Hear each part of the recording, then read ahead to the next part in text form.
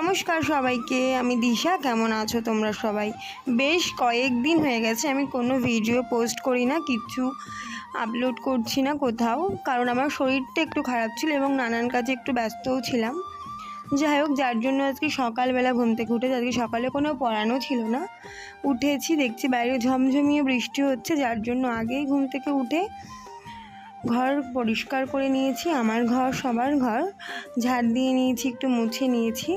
তারপর স্নান করতে গেছিলাম, স্নান করে বেরিয়ে নিজের একটু স্কিন কেয়ার করলাম। স্কিন কেয়ার বলতে সেরকম কিছু না, একটু সিরাম ইউজ করেছি, একটা ময়শ্চারাইজার আর একটুখানি সানস্ক্রিন। আমার স্কিন কেয়ার রুটিন বলতে এইটুকুই। তোমরা কে কী ইউজ করো অবশ্যই আমাকে কমেন্ট করে জানিও। যাই হোক, তারপর স্কিন কেয়ার করে তারপরে পুজো দিয়ে নিয়েছিলাম। যেহেতু আজকে বৃহস্পতিবার, আমি চেষ্টা করি এমনিতেও পুজোটা 12টার মধ্যেই দেওয়ার। যেহেতু আজকে বৃহস্পতিবার, তাই আজকে আরেকটু সকাল সকাল পুজোটা দিয়ে নিয়েছি।